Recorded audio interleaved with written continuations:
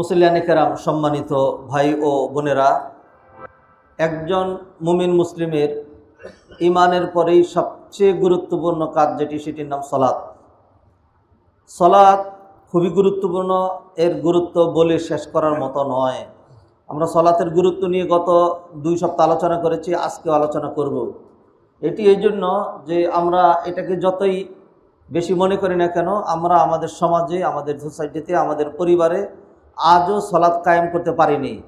আপনারা অনেকেই হয়তো বিরক্ত হবেন অথবা অতিরঞ্জিত মনে করবেন, কিন্তু সত্যি চোখ দুটো বন্ধ করে দেখেন দেখি, আপনার মেয়ে, আপনার ছেলে, আপনার নাতি নাতকর, আপনার পরিবারভুক্ত, আপনার খানা খায়, আপনার বাসায় থাকে, আপনার রিলেটিভ নামাজ পড়ে কি? আমার মনে হয় অনেকেরই চোখ যদি বন্ধ করেন তাহলে অ্যান্সারটা আসবে যে না। হ্যাঁ, তাহলে সেটার জন্য পরে না, আমি কি করবো? তা আপনার কি কোনো দায় দায়িত্ব নাই, রেসপন্সিবিলিটি নাই? জুমার খুতবাটা আপনি তাকে একটু শোনাইতে পারবেন না? একদিন ধরে নিয়ে আসতে পারবেন না? আপনি যে মুরব্বী, আপনার চেষ্টাটা তো করা লাগবে। হ্যাঁ, কিছুই করবেন না, সব যে আপনার কথা মতেই একদম ভালো হয়ে যাবে জরুরি না। এক্সেপশনও তো আছে। নূহ আলাইহিস সালামের ছেলে, 3 ছেলে ইমান আনছে, আরেকটা ইমান আনে নাই। নূহ আলাইহিস সালাম সেই জন্য ধিকৃত হবেন না, কারণ হলো তিনি তার পূর্ণাঙ্গ দায়িত্ব পালন করেছেন। সর্বশেষ নৌকা উঠার আগেও তিনি বললেন, বাবা রে, বাঁচার কোনো উপায় নেই, লা আসিমা লিয়াউমা মিন আমরিল্লাহ ইল্লা মান রাহিম। আযাব কিন্তু চলে এসছে, আমার ডাকে সাড়া দাও, কালিমাটা পড়ো, 3 ভাইয়ের সাথে নৌকায় উঠো। শুনে নেই। তো সেই জন্য আমি মনে করছি সাধারণত আমরা এই মিম্বার থেকেই আধুনিক বিষয়, ব্যতিক্রম ধর্মী বিষয়, এই ধরনের বিষয় নিয়ে দীর্ঘ আলোচনা আমরা করে থাকি। শুধুই নামাজ, রোজা, হজ, যাকাত, সচরাচর ধর্মীয় ক্ষেত্রে যেগুলো আলোচনা হয় সেইগুলো আমরা কম্পারেটিভলি কম করি, অন্যান্য আধুনিক বিষয়ের আলোচনা বেশি করি। ইথিক্স নিয়ে দীর্ঘদিন আলোচনা আমরা করেছি, ইথিক্স। হ্যাঁ, তারপরে হালাল ইনকাম, হারামের ছড়াছড়ি আমাদের দেশে, এগুলো নিয়ে লম্বা আলোচনা করেছি। এখন ধরেছি সলাৎ, ধরেছি তো ভালো করেই ধরবো। হ্যাঁ, এটার লক্ষ্য উদ্দেশ্য হলো যাতে অন্তত আমরা যারা শুনছি, আমাদের সাথে যারা রিলেটেড, তাদের মধ্যে যেন সলাতের ক্ষেত্রে অন্তত আর কোনো লেকিং না থাকে। আল্লাহ আমাদেরকে তৌফিক এনায়েত করেন। সম্মানিত ভাই বোনেরা, আপনাদের ভালোই মনে থাকার কথা, সলাতের গুরুত্ব নিয়ে 2 সপ্তাহ আলোচনা করেছি। 1 মিনিটে রিপিট করব। আল্লাহ সুবহানাহু ওয়া তাআলা সলাতকে সবচেয়ে বেশি গুরুত্ব দিয়েছেন। যিনি শরীয়ত প্রবর্তক, যিনি স্রষ্টা, যিনি খালেক, যিনি মালিক, যার জন্য ইবাদত করতে হয়, যিনি আমাদেরকে ইবাদতের জন্যই সৃষ্টি করেছেন, তিনি যা খুশি তাই করতে পারেন। সকল কিছু জিবরাইলকে পাঠাইয়া তিনি আমাদের কাছে, নবীজির কাছে বিধান পাঠালেন, প্রবর্তন করলেন। সলাতের ক্ষেত্রে আল্লাহ সুবহানাহু ওয়া তাআলা এক্সট্রা গুরুত্ব দিয়ে আমাদেরকে দেখিয়ে দিলেন, সলাতের জন্য নবীজিকে ডেকে পাঠানো হয়েছে। লম্বা করে এটা আলোচনা করেছি। 2 নম্বর আলোচনা করেছিলাম নবী মুহাম্মদ রাসূলুল্লাহ সাল্লাল্লাহু আলাইহি ওয়াসাল্লাম, যার কথা শরীয়ত, তিনি যেটা বলবেন সেটাই মানতে হবে। এইখানে প্রশ্ন চলবে না, কারণ মা ইয়ানতিকু আনিল হাওয়া, নবীজি মনে চেয়েছে সেজন্য তিনি বলতেন না। ইন হুয়া ইল্লা ওয়াহয়ুন ইউহা, ওহী হিসাবে আসতো। নতুবা উম্মে নবী কোনো পড়াশোনা করেন নাই, তিনি কি করে এত সুন্দর বাক্য বলেন, মাল মাসউলু আনহা বিআলামা মিনাস সাইল। তাকে যখন প্রশ্ন করা হলো ইহসান কাকে বলে, তিনি বললেন আনতা আবুদাল্লাহ কাআন্নাকা তারাহু ফাইল্লাম তাকুন তারাহু ফাইন্নাহু ইয়ারাক। এই যে আরবি ভাষার হাই থটের গ্রামার, বালাগাত, ফাসাহাত, একবারে সেই রকম উন্নত বাক্য চয়ন, এক একটা শব্দ, আরব জাহানের যারা নাকি আরবি পণ্ডিত ছিল তারা হয়রান পেরেশান হয়ে গেল যে এই এই এই মুহাম্মদ এগুলো কোত্থেকে কি করে বলে। নবীজির একটা হাদিস নিয়ে আপনি 1 বছর গবেষণা করেন, নবীজি বললেন ইন্নামাল আমালু বিন্নিয়াত। দেখেন তো এর মানেটা কি, আপনি শেষ করতে পারেন কিনা? নবীজির কথাই শরিয়াত, তিনি সলাতকে সবচেয়ে বেশি গুরুত্ব দিয়েছেন, গুরুত্ব দিতেন, এগুলি আলোচনা করেছে। 3 নম্বর আলোচনা করেছিলাম যারা নবীজি চলে গিয়েছেন, যারা রাষ্ট্রনায়ক, যারা কর্ণধার থাকবে, যারা প্রেসিডেন্ট, মন্ত্রী, এমপি, সেনা officer, police officer, chairman, member, যারা দায়িত্বশীল, তাদের যে কাজটা, তাদের প্রধান কাজ, ক্ষমতা পাওয়ার, ক্ষমতা পেলে 4টা কাজ করা লাগে। আমাদের দেশে ক্ষমতা পেলে 1 নাম্বার চুরি করা লাগে, 2 নাম্বার পাচার করা লাগে, 3 নাম্বার কিলিং স্কোয়াড চালু করা লাগে, 4 নাম্বার আয়না ঘরের মতো এরকম গৃহে এই ধরনের মানে নিকৃষ্ট এরকম জঘন্য অধ্যায়, ইত্তাকার, এইগুলি নিয়ে ব্যস্ত থাকতে হয়। ফলে আল্লাহর রাইট, সোসাইটি, মানবতা, সন্তান, পরিবার, জনগণ, তাদের কল্যাণের চিন্তা কোথায়? আল্লাহ সুবহানাহু ওয়া তাআলা কোরআনে বলেন, আউযু বিল্লাহি মিনাশ শাইতানির রাজীম, আল্লাযীনা ইম্মাক্কান্নাহুম ফিল আরদ, আমি জমিনে যদি কাউকে ক্ষমতা দেই, ক্ষমতা দেনেওয়ালা কি? আল্লাহ সুবহানাহু ওয়া তাআলা। ক্ষমতা দেনেওয়ালাও তিনি, লেনেওয়ালাও তিনি। কেউ যদি মনে করে যে আমি ক্ষমতা পেয়েছি, আর কোনোদিন আমার হাত থেকে ক্ষমতা যাবে না, এই কথা জীবনে কোনোদিনই বাস্তবায়িত হয় নাই। এর উল্টাটাই আল্লাহ সুবহানাহু ওয়া তাআলা দেখায় দিয়েছেন যে আমি মালিকুল মুলক, কুলিল্লাহুম্মা মালিকাল মুলক তুতিল মুলকা মান তাশা ওয়া তানজিউল মুলকা মিম্মান তাশা। তাহলে যারা ক্ষমতা পাবে তাদের কাজকে আল্লাহ 4টা মিশন দিলেন। আল্লাযীনা ইম্মাক্কান্নাহুম ফিল আরদ আকামুস সালাহ ওয়া আতাউজ যাকাহ ওয়া আমারু বিল মারুফি ওয়া নাহাউ আনিল মুনকার ওয়ালিল্লাহি আকিবাতুল উমুর। এই 4টা কাজ করতে হবে। সালাত কায়েম করা লাগবে, সালাত বাধ্যতামূলক করা লাগবে। সালাতের ক্ষেত্রে কোনো লেকিং চলবে না। যে সালাত আদায় করবে না, সরকারি চাকরি তার থাকতে পারবে না। হায় আল্লাহ, কি দুঃসাহস যে সালাত আদায় করবে না, সরকারি চাকরি। আবার রিপিট করছি আমি, যে সালাত আদায় করবে না তার সরকারি চাকরি চলে যেতে হবে। কারণ যে আল্লাহর সাথে গাদ্দারি করতে পারে সে দেশ এবং জাতির সাথে বারবার গাদ্দারি করে দেখিয়েছে। আমরাই গাদ্দার, কারণ আমরা আল্লাহর অধিকারকে প্রথম জবাই করেছি। অতএব রাষ্ট্রের অধিকার, জনগণের অধিকারকে, এটাকে জবাই করা, ভুলুণ্ঠিত করা আমাদের জন্য কিছুই নয়। সেই জন্য সরকার এটা বাধ্যতামূলক করতে হবে। সালাত তুমি করবে না, আল্লাহর ভয় তোমার নাই, তুমি কি করবা? সালাত, সেই জন্য সালাত লাগবে। সালাত। ওমর ইবনুল খাত্তাব রাদিয়াল্লাহু তাআলা আনহু রাষ্ট্রনায়ক ছিলেন, তো তিনি তার একটা চিঠি দেখেন। ওমর ইবনুল খাত্তাব রাদিয়াল্লাহু তাআলা আনহু তিনি তার প্রজাদের কাছে চিঠি পাঠাইলেন, যারা নাকি কাতাবা ওমর ইবনুল খাত্তাব রাদিয়াল্লাহু তাআলা আনহু ইলা উম্মালিহি, যারা গভর্নর ছিলেন, ইন্না আহাম্মা উমুরিকুম ইনদি আস-সালাহ, রাষ্ট্রের সকল কাজের মধ্যে আমি রাষ্ট্রপ্রধান হয়ে ঘোষণা করছি আমার কাছে সবচেয়ে গুরুত্বপূর্ণ কাজ হলো সালাত। আবার রাষ্ট্রনায়ক তিনি, ইনদি সালাহ মান হাফিজাহা ওয়া হাফাযা আলাইহা হাফিযা দীনাহু, যে এইটাকে নিজের জন্য হেফাজত করলো আর এইটা হেফাজতের পরিবেশ কায়েম করলো, সে তার দিন রক্ষা করলো। ওমান দাইয়াহা, আর যে সালাতকে নষ্ট করে দিল, ফাহুয়া লিসিওয়াহা আদিয়া, সে রাষ্ট্রের অন্যান্য দায় দায়িত্ব ওইটা যে নষ্ট করবে, এতে কোনো সন্দেহ নাই। রাহু ইমাম মালিক ফিল মুয়াত্তা, মুয়াত্তার মধ্যে এই হাদিসটা রয়েছে ওমর ইবনুল খাত্তাব রাদিয়াল্লাহু তাআলা আনহু। হাদিরিনে মজলিস, মুসলিয়ানে কারাম, ফিরে আসি। এই পর্যন্ত আপনাদের সাথে আলোচনা করেছিলাম যে যারা নাকি ক্ষমতা পাবে তাদের প্রধান কাজ হলো সালাত কায়েম করা, যাকাত। এটা যাকাত কিসের জন্য? অর্থনৈতিক যত সমস্যা দূর হয়ে যাবে। যাকাত ব্যবস্থা আমাদের দেশে যদি রাষ্ট্রীয়ভাবে সরকার যদি যাকাত উত্তোলন করত আর সেটার ইউজফুল ইউটিলাইজ হইতো, তাইলে একটা কারণে বাংলাদেশে আর দারিদ্রতা থাকতো না। এখন যদি আমাদের সরকার বলে যাকাত আমার ফান্ডে দাও, আপনারা দিলে আমি দিব না, আপনারা দিলে আমি দিব না। কারণ যতক্ষণ পর্যন্ত সরকার তার চরিত্র ঠিক না করছে ততক্ষণ দেওয়া যাচ্ছে না। সারা বিশ্বের যে কোনো জায়গায় যে কোনো সরকারি প্রজেক্ট, সরকারি হসপিটাল, সরকারি প্রতিষ্ঠান, এটা বেশি ভালো, বেশি উন্নত হয়। আমাদের দেশে যেটা সরকারি যে কোনো জিনিস হলে গিয়া দেখবেন ছাদের মধ্যে বটগাছ জ্বালাই গেছে গিয়া, কোনোটা কোনো ফিনিশিং নাই, কোনোটা রক্ষণাবেক্ষণ হচ্ছে না, চুরির আখড়া। এটা লস আর লস, বিমানের মধ্যে লস, ট্রেনের মধ্যে লস, ওই প্রজেক্টের লস, গ্যাসের মধ্যে লস, এইখানে লস, সমস্ত জায়গায় খালি লস। মানে চুরি করলে লস হবে না, কি হবে? এখন আমি যে জাকাত দিব, জাকাত একটা ইবাদতের, সেইটাও এই সুরেরা খাবে, সুরেরা পাচার করবে, আমি সেখানে দেব না। কিন্তু যদি সত্যি আমানতদার সরকার হতো আর তিনি আদায় করতেন, আমরাও সেখানে দিতাম। নবীজি সাল্লাল্লাহু আলাইহি ওয়াসাল্লাম নিজে জাকাত উত্তোলন করতেন, খোলাফার সাথে জাকাত উত্তোলন করতেন। আবু বকর রাদিয়াল্লাহু তাআলা আনহু যখন তিনি ক্ষমতায় আসলেন, দেখেন এই যে বলছি একটা আমার নিজের পক্ষ থেকে বানানো নয়, জাস্ট কোরআন হাদিসকে গুছিয়ে রেডি করে আইন আপনাদের সামনে উপস্থাপন করা, নতুন বানানোর কোনো সুযোগ নাই।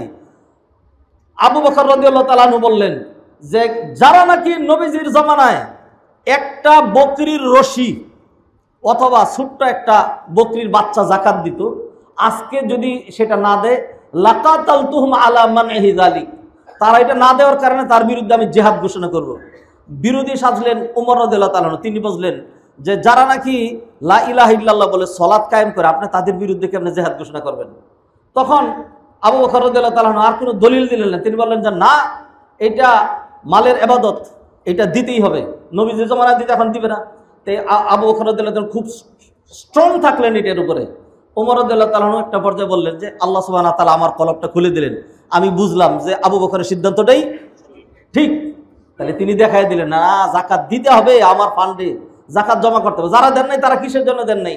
তারা বলছিলেন এই যাকাতটা আল্লাহ সুবহানাহু ওয়া তাআলা ডাইরেক্টলি নবীজিকে উত্তোলন করতে বলেছেন। খুয মিন আমওয়ালিহিম সাদাকাতান তুতাহহিরুহুম ওয়া তুযাক্কিহিম বিহা ওয়া সাল্লি আলাইহিম ইন্না সালাতাকা সাকানুল লাহুম। ও নবী, আপনি তাদের থেকে যাকাত উত্তোলন করেন, এর মাধ্যমে আপনি তাদেরকে পবিত্র করেন। তারা বলছিল এটা নবীর জন্য আদেশ, নবীজি নাই, এখন আমরা আর সেটা দিব না। আবু বকর রাদিয়াল্লাহু তাআলা আনহু বললেন, নবীজি যা যা করে গিয়েছেন, এখন আমরা নবীর খলিফা, হুবহু সেই কাজটা নবীজি যেমন করেছেন ওইভাবে আমরা বাস্তবায়ন রাখবো।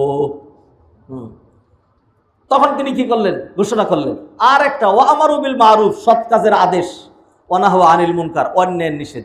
যাই হোক, সেদিকে আর যাচ্ছি না। আমার সলাৎ বিষয় ছিল, 3টা পয়েন্টে আমি সলাতের গুরুত্ব প্রকাশ করেছি। একটা হলো যিনি সলাৎ প্রবর্তন করেছেন তিনি সলাতের জন্য এক্সট্রা গুরুত্ব দিয়েছেন। নবী মুহাম্মদ রাসূলুল্লাহ সাল্লাল্লাহু আলাইহি ওয়াসাল্লাম মারা যাচ্ছেন, কথা বলতে পারছেন না, এরপর এরকম করলেন আসসালাত আসসালাত আসসালাত আসসালাত আসসালাত। সাহাবায়ে কেরাম বলছেন যেরকম বলতে বলতে নবীজি সাল্লাল্লাহু আলাইহি ওয়াসাল্লাম জিহ্বার ঘুরতেছিল না, তিনি আর পারতেছিলেন না। কিন্তু শেষ মুহূর্তে দেখা গেলেন, আমার উম্মতরা ভুলে যাও না, আমি যখন দুনিয়া থেকে চলে যাচ্ছি তখনও কিন্তু তোমাদেরকে একটা কথাই বলে গিয়েছি, সালাত সালাত সালাত সালাত সালাত। এরপরে যারা ক্ষমতায় যাবে তাদের কাজ হলো সালাত। এইবার আসেন ছোট্ট সরকার কি করবে? ছোট্ট সরকার কোনটা? I am Sarkar of my পরিবার। হ্যাঁ, আমি আমার ফ্যামিলির পরিবার, আমার দায়িত্ব কি? এবার আসেন দেখি কোরআনে হাদিসে কি আছে দেখি। আল্লাহ সুবহানাহু ওয়া তাআলা এই প্রথম যে আয়াতটা দিয়ে শুরু করেছি, লুকমান আলাইহিস সালাতুস সালাম, লুকমান হাকিম। কেমন লুকমান ছিলেন?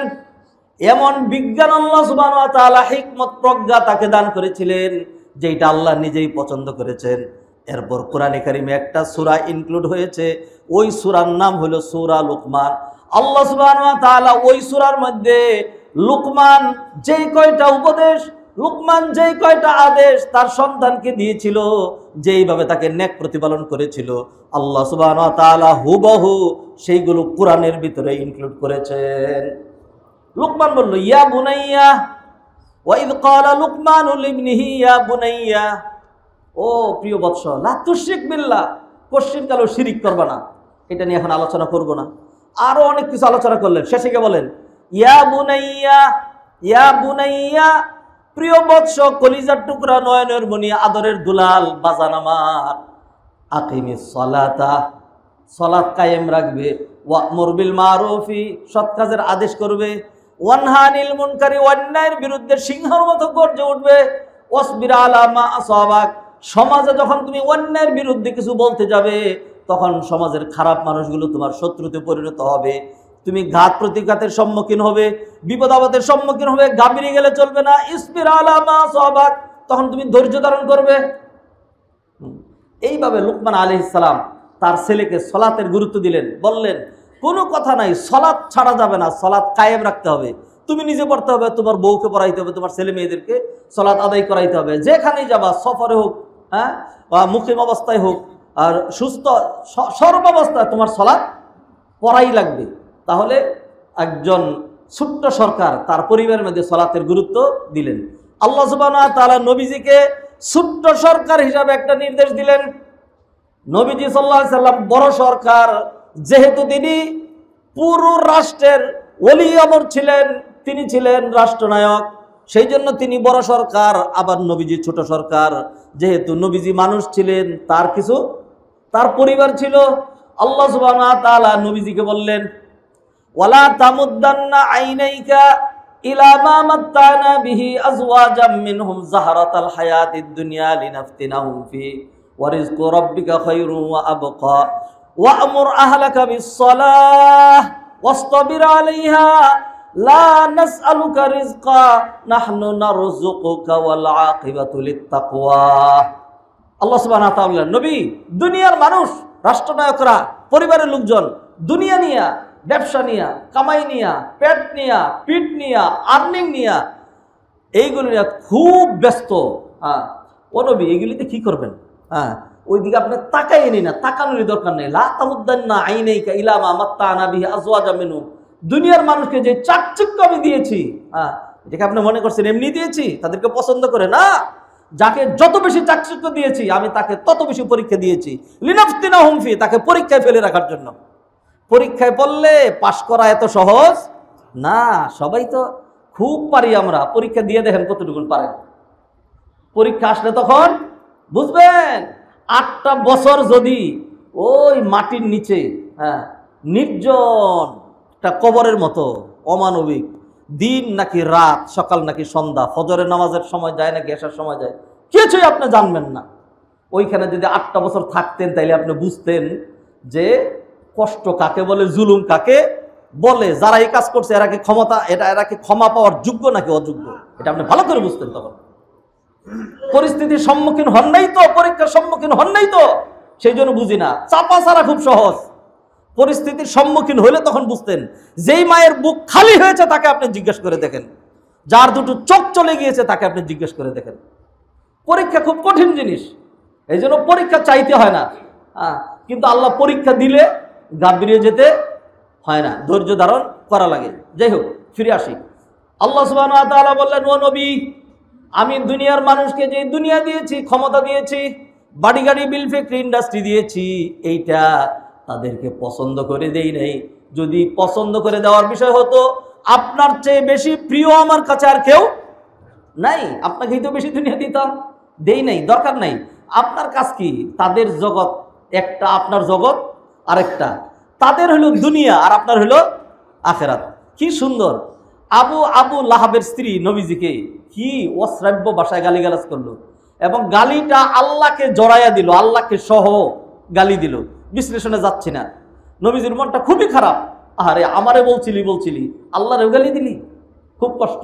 আল্লাহ সুবহানাহু ওয়া তাআলা একদম ভদ্রচিত্তভাবে কিছু আয়াত নাজিল করলেন। আল্লাহ সুবহানাহু ওয়া তাআলা কসম করে বললেন, বিসমিল্লাহির রহমানির রহিম, ওয়াদ-দুহা ওয়াল-লাইলি ইযা সাজা মা ওয়াদ্দাআকা রাব্বুকা ওয়া মা ক্বালা ওয়ালাল আখিরাতু, খেয়াল করে শুনবেন, ওয়ালাল আখিরাতু খায়রুল লাকা মিনাল উলা। ও নবী, দুনিয়ার চাইতে আখিরাত আপনার জন্য 100 Times, 1000 Times, million Times better.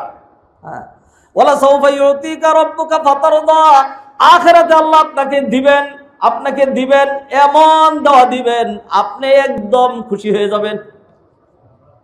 এই আয়াত যখন নাজিল হয়, আলী রাদিয়াল্লাহু তাআলা আনহু একবার, তিনি যখন বাগদাদে ছিলেন খলিফা, তিনি বলছেন, এই বাগদাদবাসী, এই কুফাবাসী, এই বসরাবাসী, তোমরা বলো কোরআনের সবচেয়ে আশাব্যঞ্জক আয়াত কোনটা? কইতে পারবেন না। এটা সূরা জুমারের আয়াত, যে আয়াত আল্লাহ সুবহানাহু ওয়া তাআলা বলছেন, কুল ইয়া ইবাদিয়াল্লাযীনা আসরাফু আলা আনফুসিহিম লা তাকনাতু মির রাহমাতিল্লাহ ইন্নাল্লাহা ইয়াগফিরুয যুনুবা জামিআ ইন্নাহু হুয়াল গফুরুর রহিম। নবী হে, দ্ব্যর্থহীন ভাষায় ঘোষণা করুন, আমার ওই সকল বান্দারা যারা গুনাহ করতে সীমা ছাড়িয়ে গিয়ে এখন তুমি নিজেই এই সিদ্ধান্তে উপনীত হয়েছো, আমি এত বেশি অপরাধ, এত বেশি গুনাহ, এত বেশি পাপ সাগরে ডুবে গিয়েছি, আমার আর এই সাগর থেকে উদ্ধার হওয়া সম্ভব না। অতএব আমি জান্নাতের চিন্তা করি না, জাহান্নামী আমার জন্য জাহান্নাম। যারা এরকম সিদ্ধান্তে পৌঁছে গিয়েছো, আল্লাহ তাদেরকে কি বললেন? লা তাকনাতু মির রাহমাতিল্লাহ, তুমিও নিরাশ হইও না। ইন্নাল্লাহা ইয়াগফিরুয যুনুবা জামিআ, সাগর সমগুনাহ, পাহাড় সমগুনাহ আল্লাহ তোমার ক্ষমা করে দিবেন। আমরা তো কেউ এরকম সিদ্ধান্তে উপনীত হই নাই। জুমার নামাজে আসছি আশায়, রমাদানে সিয়াম পালন করি আশা নিয়া, 5 ওয়াক্ত সালাত কায়েম করি আশা নিয়া, দান সদকা করি আশা নিয়া, নেক কাজ করি আশা নিয়া, আরেকজনকে ক্ষমা করি আশা নিয়া, এই আশায় যে আমার বাবা আমাকে ক্ষমা করে দিবেন। নিরাশ হয় কে? দেখেন, এক ব্যক্তির কথা বলি, এইগুলোই তো ঘুরায় গাড়ায় বলা লাগবে। এই জন্যই কোরআনে বলা হয়েছে, ফাযাক্কির ইন্নামা আনতা মুজাক্কির, স্মরণ করে দাও, অর্থাৎ জানা কথাটা আবার রিপিট করো। জাক্কির মানে হলো জানা কথাটা আবার রিপিট করো। বনি ইসরাইলের এক ব্যক্তি ছিল, 99টা হত্যা করেছে, নিরাশ হয় নাই। এরপরে একজন আলেমের কাছে গিয়ে বললো, আমার কি তওবা আছে কিনা? বললো, না, তোমার কোনো তওবা নাই। আবার নিরাশ হয়ে গেছে। এরপর যদি যেহেতু আমার আশা নাই, আমার ক্ষমা নাই, তাইলে সিলেবাস পুরা করে নেই। তারাও মারছে। 100 মারার পরে আবার তার মনের ভিতরে আশার প্রদীপ নিবে নিবে করে জ্বলছে। আহারে আহারে, আমার তাইলে কি ক্ষমা নাই? ক্ষমা হবে না। আলাপ আলোচনা করলে বললো যে আরো বড় আলেম আছে। বড় আলেমের কাছে নেওয়ার পরে বললো যে, এই, তোমার কে বলছে তোমার আশা নাই? আল্লাহ সুবহানাহু ওয়া তাআলা এত বড় মহিয়ান, এত গরিয়ান, এত ক্ষমাশীল একজন বান্দাকে আল্লাহ সুবহানাহু ওয়া তাআলা কতদিন পর্যন্ত ক্ষমা করেন? হাত্তা মালাম ইউগারগির, যতক্ষণ পর্যন্ত তার মৃত্যু জ্বালা যন্ত্রণা শুরু না হয়। ওয়া হাত্তা মালাম তাতলু আশ-শামসু মিন মাগরিবিহা, পশ্চিম দিগন্তে যতক্ষণ পর্যন্ত সূর্য উদিত না হয় ততক্ষণ পর্যন্ত আল্লাহ সুবহানাহু ওয়া তাআলা বান্দার তওবা কবুল করেন। অথবা তোমার তওবা কবুল করবেন। তাই নাকি? বলে যে হ্যাঁ। তবে শর্ত আছে, তুমি বড় ডাকাত, তুমি বড় খুনি, খালি ঠুনকো অজুহাতে কিছুক্ষণ আগে একটা আলেম মাইরে আইছো, হ্যাঁ, তুমি এইখানে থাকতে পারবে না। তোমার তওবারিয়া হইলো তুমি এলাকা ছেড়ে দিয়ে, তুমি উত্তরাবাসী, তুমি চলে যাবে লালবাগে। রওনা দিয়েছে, মিডল পয়েন্ট যখন মহাকালীতে গিয়েছে, তার হায়াত শেষ। মালাকুল মউত এসে জান কবজ করছে। সহযোগী ফেরেশতারা একদল বলে আমাদের কাছে দেন, খবিস দ্য গ্রেট, তার নফসটা আমরা সিজ্জিনে পুঁতে রাখবো, 100 হত্যাকারী। আরেক দল বললো যে আমাদের কাছে দেন, তওবা করে আসছে, তার রূহটা আমরা ইল্লিয়িনে নিয়ে যাব। আল্লাহ আরেক ফেরেশতা পাঠিয়ে দিলেন, বললো তোমাদের দুইজনের দাবি ঠিক আছে, আমি সমাধান দিচ্ছি। উত্তরা থেকে লালবাগ পর্যন্ত মাপ দাও, যদি বেশি গিয়ে থাকে তওবা কবুল হয়েছে, আর যদি কম গিয়ে থাকে তাহলে তওবা কবুল হয় নাই, তখন তোমরা ফয়সালা করে নিও। যখন মাপ দিবে আল্লাহ জানেন, একেবারে সে একদম মিটা ছিল। আল্লাহ উত্তরার দিকের জমিনটারে বললেন, এই জমিন, একটু বুকটা টান করস না, তাহলে তো আমার বান্দা ক্ষমা পাওয়া যায়। এরপরে বুক টান দেওয়ার পরে ফেরেশতারা মাইপা থেকে 1 বিঘা পরিমাণ বেশি গেছে। আল্লাহ জানায় দিলেন 100 হত্যা করার পরেও তার সব গুনাহ মাফ। ও ভাই, একটু চোখ বন্ধ করে দেখেন, একটাও হত্যা করি নাই, তারপরেও নিরাশ হয়ে যায়। আহারে, কত গুনাহ করছি।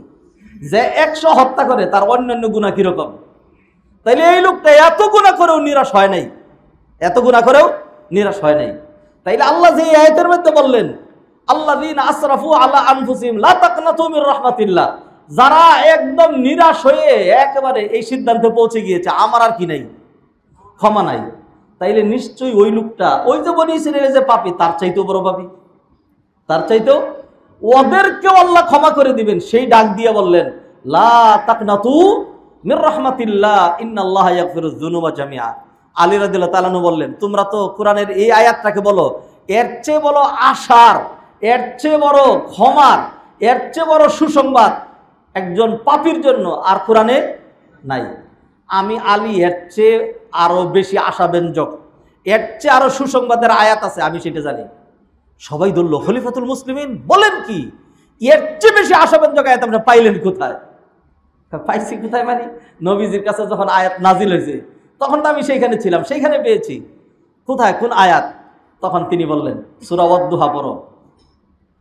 তিনি নিজে পড়ে শোনাইলেন, বিসমিল্লাহির রহমানির রহিম, ওয়াদ-দুহা ওয়াল-লাইলি ইযা সাজা মা ওয়াদ্দাআকা রাব্বুকা ওয়া মা ক্বালা ওয়ালাল আখিরাতু খায়রুল লাকা মিনাল উলা ওয়ালাসাউফা ইউতিকা রাব্বুকা ফাতারদা ওয়ালাসাউফা ইউতিকা রাব্বুকা ফাতারদা ওয়ালাসাউফা ইউতিকা রাব্বুকা ফাতারদা। আল্লাহু আকবার। এই আয়াতটা আল্লাহ আপনাকে অচিরেই দেবেন, এমন দেওয়া দিবেন, আল্লাহ আপনাকে একদম খুশি করে দিবেন। যখন নবীজির উপর এই আয়াত নাজিল হয়, আমি তখন নবীর পাশে বসা, আমি তখন শুনলাম নবীজি বলছে, আল্লাহ যেহেতু আমাকে ওয়াদা দিলেন আমাকে খুশি করে ছাড়বেন, সেই জন্য আমি নবীও কিয়ামতের দিন যতক্ষণ পর্যন্ত জানবো আমার একটা উম্মত জাহান্নামে জ্বলছে, জাহান্নামে রয়ে গিয়েছে, আমি আল্লাহর কাছে গিয়ে বলবো, ও আল্লাহ, আপনি ওয়াদা দিয়েছিলেন আমাকে খুশি করে দিবেন, আমার উম্মত জাহান্নামে হাউমাউ করে কাঁদে, আমি নবী কেমনে খুশি হইতে পারি? আল্লাহ তখন বলবেন, ও ফেরেশতারা যাও, ওয়াদা দেওয়া দুনিয়াতেও দেওয়া আর আখিরাতে এমন সেজদা দিয়েছিল, এমন তাসবিহ করেছিল, করতেই থাকতো। আমি আল্লাহ ওয়াদা দিলাম, মিয়া মুহাম্মদ ইরফা রাসাক সালতুতা ওয়া কুল ইউসমা ওয়াশফা তুশাফা। নবী মাথা তুলেন, বলেন কি বলবেন, যা বলবেন তাই শুনবো, যা সুপারিশ করবেন তাই রাখবো, যা চাইবেন তাই দিব। এরপরে নবী মাথা তুলছে, ও ফেরেশতারা, ওয়াদা তো দেওয়া, যাও ছেলে নিয়ে আসেন। এরপরে তারেও আর একটা প্রসঙ্গ বলে রাখি, জাহান্নামের 7টা স্তর, জাহান্নামের 7টা স্তর, শুনে রাখেন, জাহান্নামের 7টা স্তর। এর মধ্যে জাহান্নামের সর্বোচ্চ স্তর যেটা সবার উপরের, খারাপের দিক থেকে যেটা উপরে, এইটা হলো সবচাইতে হালকা, আর যেইটা নিচে এটা হলো সবচাইতে জঘন্য। আর ভালোর দিক থেকে যেটা সবচেয়ে উপরে, এটা হলো সবচেয়ে ভালো, সবচেয়ে ভালো। হাফেজে কোরআনকে কিয়ামতের দিন বলা হবে, ইকরা ওয়ারকা ওয়ারাতিল কামা কুনতা তুরাতিলু ফিদ দুনিয়া ফাইন্না মানজিলাতাকা ইনদা আখির আয়াতিন তাকরাউহা। ও হাফেজ, পড়তে থাকো, পড়তে থাকো, যত পড়বা তোমার মর্যাদার আসন তত উপরে হবে।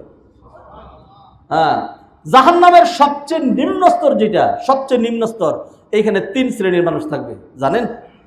জানেন না? জাহান্নামের সবচেয়ে নিম্ন স্তরে 3 শ্রেণীর মানুষ থাকবে।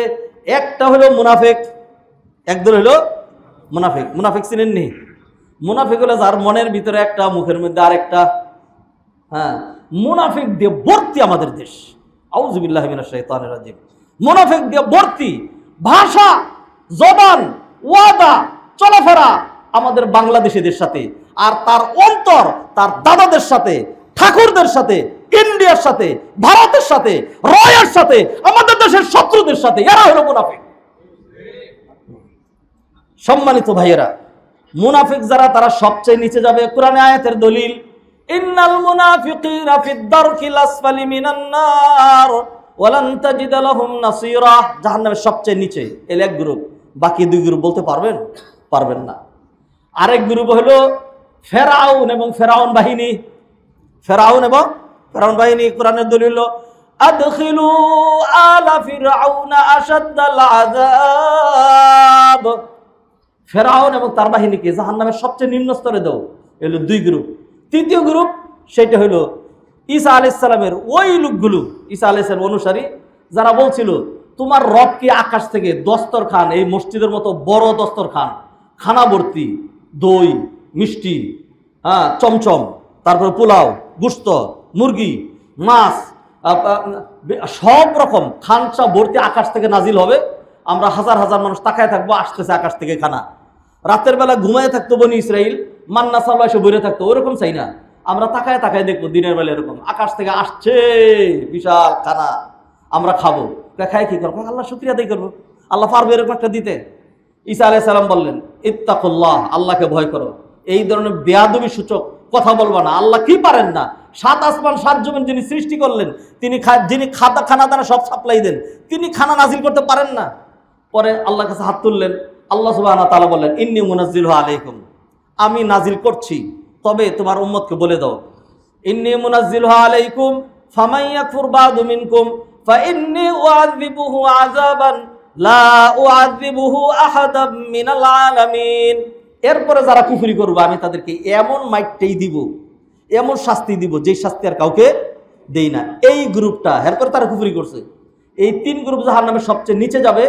মাঝখানের 6ষ্ঠ তলা, 5ম, 4র্থ, 3য়, দ্বিতীয় আলোচনা করার সুযোগ নাই। 1ম তলায় যারা যাবে তারা কারা? 1ম তলায় হলো উম্মতে মুহাম্মাদিয়ার মধ্যে, এই যে আমরা যারা আছি, আল্লাহ আমাদেরকে মাফ করুক, ইনশাআল্লাহ আমরা না, আমাদের এই উম্মায় মুহাম্মাদিয়ার মধ্যে যারা গুনাহগার, যারা মানে কোনোভাবেই আর জান্নাতে গেল না, এদেরকে রাখা হবে এই 1ম তলায়। এদেরকে রাখা হবে এই 1ম তলায়, উপরের তলায়, জাহান্নামের উপরের তলায়।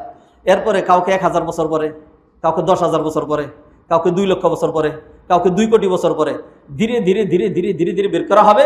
একটা পর্যায়ে জাহান্নামের যে 1ম তলা, এটা পুরো খালি হয়ে যাবে, সমস্ত মানুষ জান্নাতে ঢুকবে। এর হলো উম্মতে মুহাম্মাদিয়ার পাপিষ্ঠ। এখন আপনারা কইতে পারেন, আলহামদুলিল্লাহ, খুব ভালো সংবাদ দিতে পাইছি। ভালো সংবাদ পাইছেন? হ্যাঁ, আল্লাহ যদি বলে তোরে 1000 বছর হায়াত দিব, 1000 পুরুষের শক্তি দিব, আর ভোগ করার জন্য যত সহায় সম্বল, এলিমেন্ট, ইকুইপমেন্ট যা যা দরকার সব দিব, তুই সারাক্ষণ পাপের সাগরে জিনা বেবিচার মদ জুয়া আড্ডার মধ্যে পড়ে থাকবি, কোনো ইবাদত করা লাগবে না। আর এর শাস্তি স্বরূপ আখিরাতে তোরে 1 মিনিট শাস্তি দিব। 1 মিনিট। কোনো বুদ্ধিমান রাজি হবে? বলবো যে 1000 বছরই কষ্ট করবো। হ্যাঁ, যদি আপনাকে প্রস্তাব দেওয়া হয় যে ছোট্ট একটা লাঠি, একটা বেত 1 ফুট, এটা দিয়া মিডিয়াম স্টাইলে তোমার পিঠের মধ্যে 100 বাড়ি দিব। 100 বাড়ি, 100 বাড়ি নিয়ে মানে হয় একটা বাড়ি নেব। কীরকম? যে এরকম মোটা 16 মিলি একটা রড নিয়ে, হ্যাঁ, এটা দিয়ে আমার গায়ের জুড়ে তোমার মাথা বরাবর মাত্র একটা বাড়ি দেবো। কোনটা নিবা? তাইলে সে বলবে 100ই দেন, একটা দিয়েন না। কাউকে যদি বলা হয় যে এই ইলেকট্রিক শক তোমাকে দেব, 1 মিনিট ধরে রাখবো, এইটা নিবা নাকি মাত্র 5 সেকেন্ড 11,000 ভোল্টের মধ্যে খালি এরকম টাচ করে ধরে রাখবো, টাচ এই 2 সেকেন্ডে ছেড়ে দেবো, কোনটা নিবা? তখন সে বলবে যে না, আমার 2 সেকেন্ডের দরকার নাই, আমার আধা মিনিট দেন, আধা মারা হয়ে তারপরে কোনো রকম বাঁচবো। কিন্তু ওইটাতে 1 সেকেন্ড হইলেও আমি আর বাঁচবো না। জাহান্নাম, আহা, কল্পনা করতে পারেন না। ও ভাইয়েরা, ফিরে আসি। আল্লাহ সুবহানাহু ওয়া তাআলা উম্মতে মুহাম্মাদিয়াকে খালি করবেন, সেই জন্য নবীজি সুপারিশ করতেই থাকবেন, একের পর সুপারিশ করতেই থাকবেন। এদেরকে আল্লাহ কি করবেন? নিয়ে আসবেন। তো যেই কথা বলছিলাম, আল্লাহ সুবহানাহু ওয়া তাআলা নবীজিকে এই ওয়াদা দিয়েছেন, নবীজিকে এই ওয়াদা দিয়েছেন। অতএব নিরাশ হওয়ার কিছু নাই। আশা নিয়েই আমরা কি করে থাকি? আমল করে থাকি। বনি ইসরাইল সেই লোক নিরাশ হয় নাই। আল্লাহ সুবহানাহু ওয়া তাআলা তার জন্য তওবার ব্যবস্থা রেখেছেন। আসুন ফিরে আসি। গরি আমাকে ওয়ার্নিং দিচ্ছে, যা আলোচনা এক্সপান্স করেছিলাম ওইটাকে আর ক্লোজ করার সুযোগ হলো না, এখানেই রেখে দিলাম। আমি ডাইরেক্ট আবার চলে যাচ্ছি, আমার মনে আছে, কিন্তু সেইখানে আর যাওয়া সম্ভব হচ্ছে না ঘড়ির কারণে। আমি ডাইরেক্ট চলে যাচ্ছি সালাতের গুরুত্ব নিয়ে, যে আলোচনা করছিলাম সেখানে চলে যাচ্ছে, সালাতের গুরুত্ব নিয়ে। যারা নাকি অভিভাবক, তাদের দায়িত্ব কি? তাদের দায়িত্ব হলো তার পরিবারের মধ্যে সালাত কায়েম করা। নবীজিকে আল্লাহ সুবহানাহু ওয়া তাআলা বলেন, ও নবী, আপনি এত চাকচিক্যের দিকে তাকায়েন না। আপনি কি করেন? ওয়া'মুর আহলাকা বিস-সালাতি ওয়াসতাবির আলাইহা, নিজেও নামাজ পড়েন, পরিবারের মধ্যে সালাতের পরিবেশ কায়েম করেন, আর ধৈর্য ধারণ করে এটা নিয়ে বসে থাকেন। সকালবেলা আপনার মেয়েকে ডাক দিলেন, ছেলেকে ডাক দিলেন, ধমক মারলো, আপনাকে কথা শুনলো না, আপনি বিশাল বুজুর্গ, আজানের সাথে সাথে মসজিদে চলে আসছেন। হ্যাঁ, বুজুর্গি করে লাভ হবে কি? এই ছেলে মেয়েদেরকে উঠায় আপনার নামাজ পড়াইতে হবে, এইটা আপনার ডিউটি, এটা আপনার দায়িত্ব। তাহলে আল্লাহ সুবহানাহু ওয়া তাআলা দেখায় দিলেন। আর আরেকটা হাদিস বলি, তাড়াহুড়া করছি। নবীজি সাল্লাল্লাহু আলাইহি ওয়াসাল্লাম বলেন, মুরু আওলাদাকুম বিস-সালাতি ওয়া হুম আবনাউ 7 সিনিন, 7 বছর বয়সেই জোর তাগিদ দিতে হবে তোমার ছেলে মেয়েদেরকে। বাচ্চারে তুইলা চোখের মধ্যে পানি দিয়া তাড়াতাড়ি কাপড় পরায়, চল তাড়াতাড়ি চল আমার সাথে। কোথায়? মসজিদে যাইতে হবে, আয় মসজিদে। আয়নার সাথে দাঁড় করে দিয়া, এই দাঁড় এখানে, দুষ্টামি করিস না, কথা শুন, নামাজ পড় ইমাম সাহেবের সাথে, কিছু পারুক না পারুক।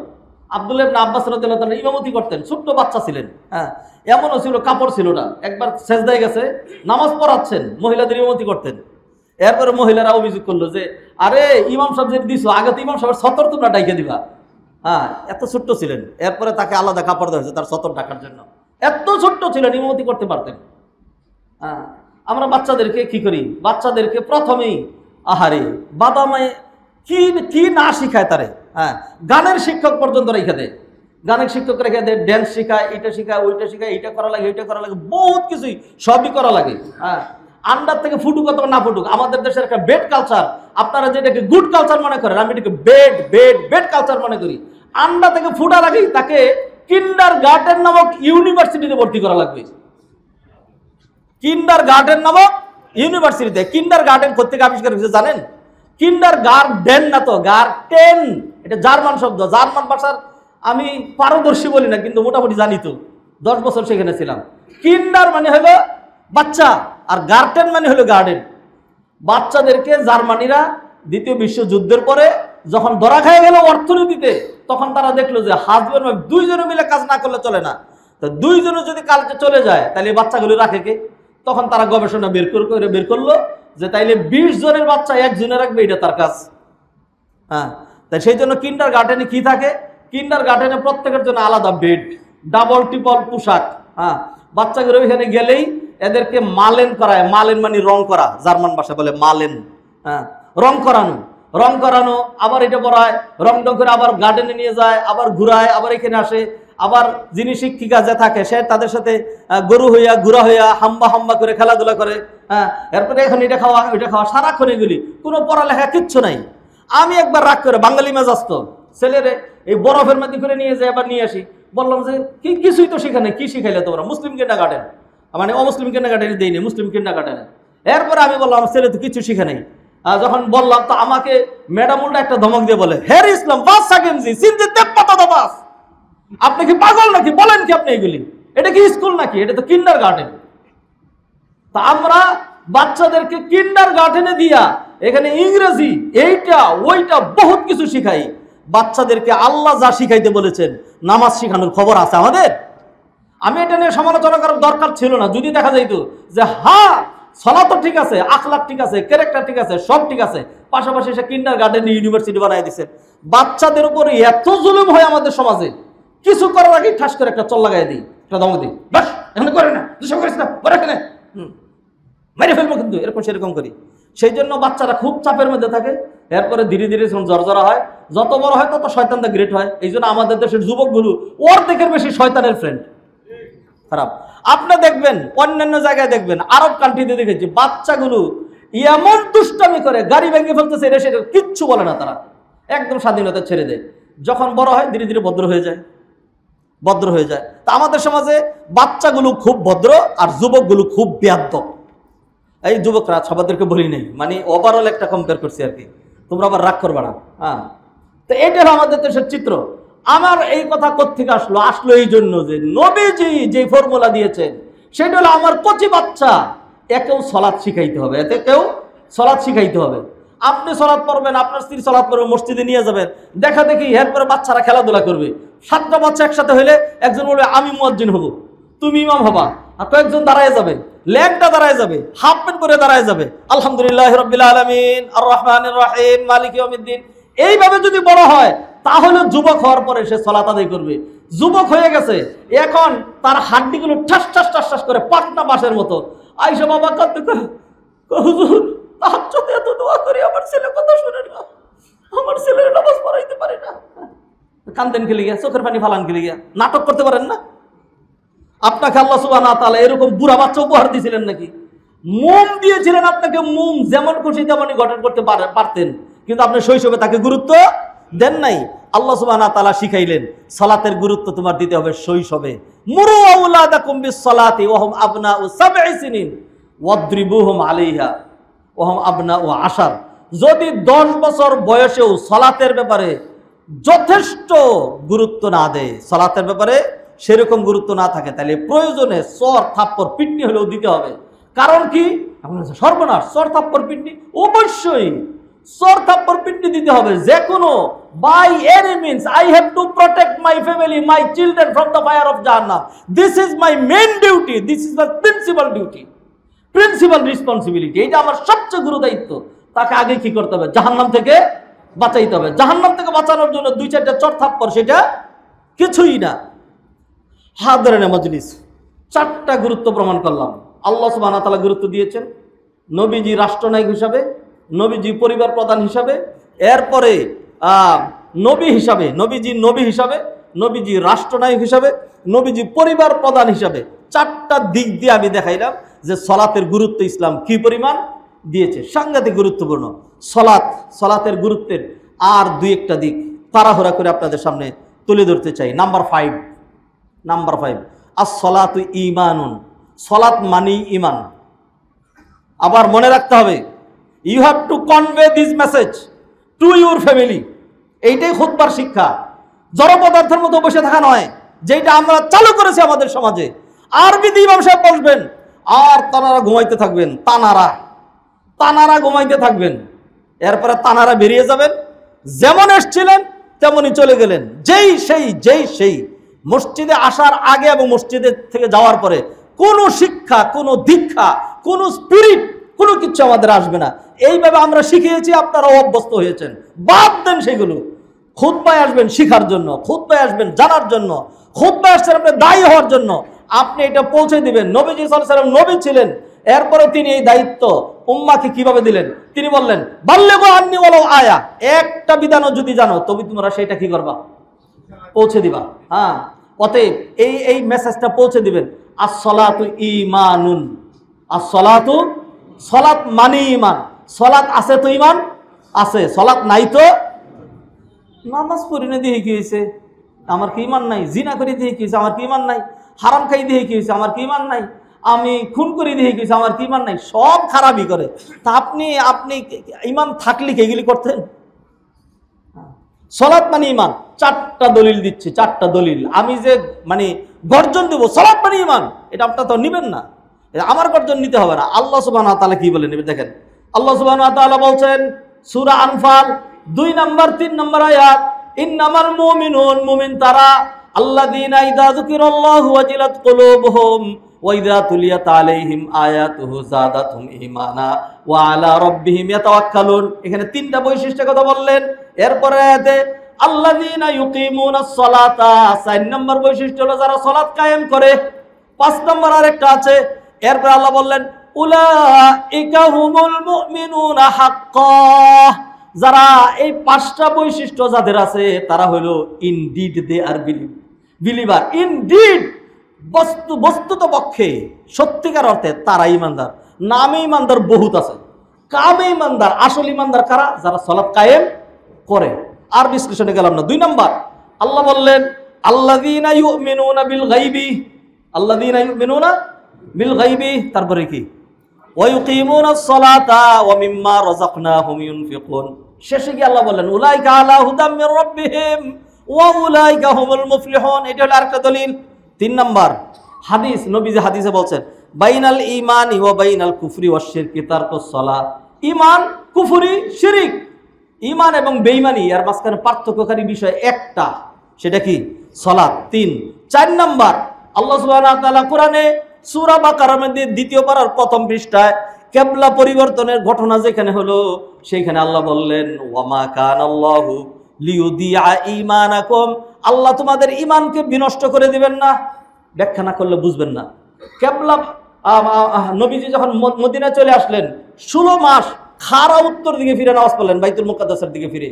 16 মাস পরে আল্লাহ আয়াত নাযিল করলেন কদ নারা তাকাল্লুবা ওয়াজহিকা ফিস সামা ওয়া হাইসু মা কুনতুম ফাওয়াল্লু ওয়ুজুহাকুম শাতরা। নবীজি ঘুরে গেলেন, এদিকে নামাজ পড়লেন।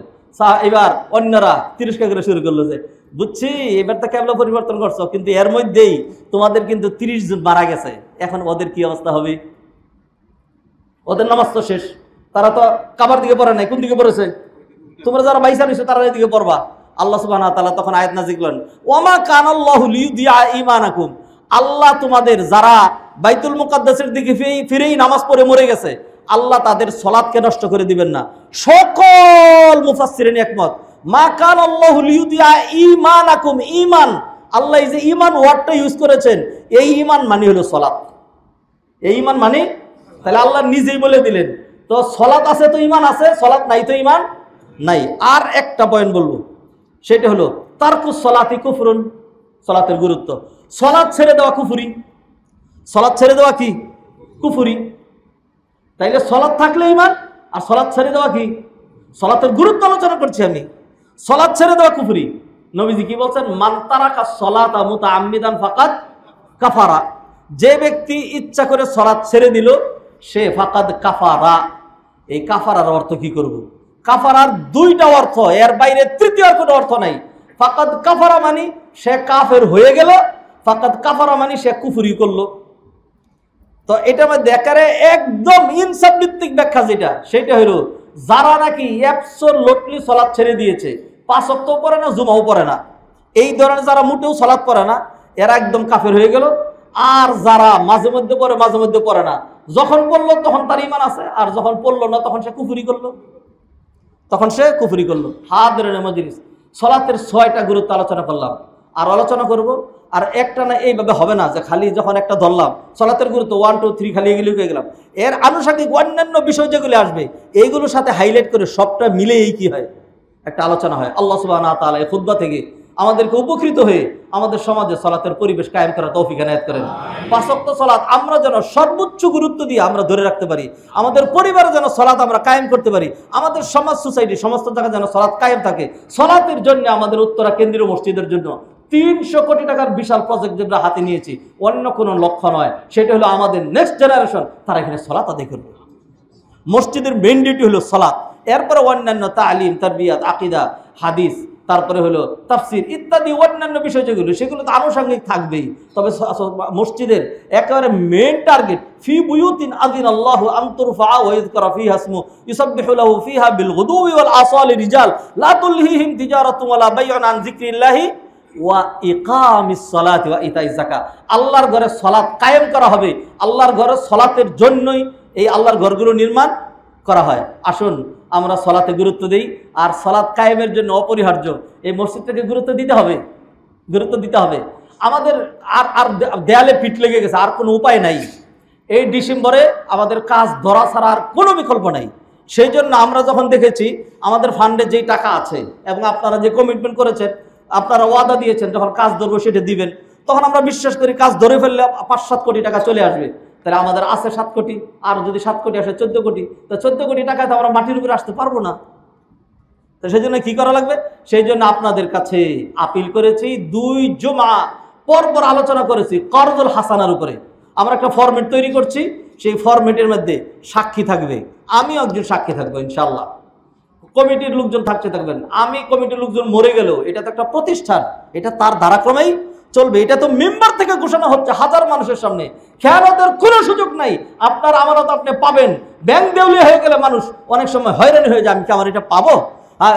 অগ্নিকাণ্ডে লক্ষ লক্ষ কোটি কোটি টাকার ক্ষতি হয়েছে, বহুত মানুষ সেখান থেকে কিছুই পাচ্ছে না।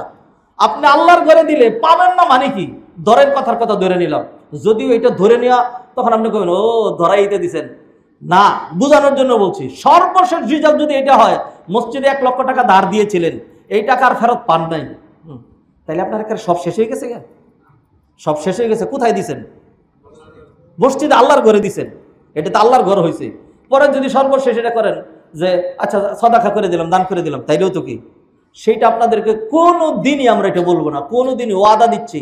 কমিটির ভাইদেরকে রিকোয়েস্ট করছি, যারা যারা আমাদেরকে কর্জা হাসানা দিবেন তাদেরকে এটা বলবেন না যে মাফ করে দেন, কর্জা হাসানা ফেরত দিব। তখন তিনি যদি বলেন ঠিক আছে আমার কর্জা হাসানা আমি ফেরত পেয়েছি, সেইখান থেকে 50,000 টাকা মসজিদে দিয়ে দিলাম, সেটা আমরা নিব ইনশাল্লাহ।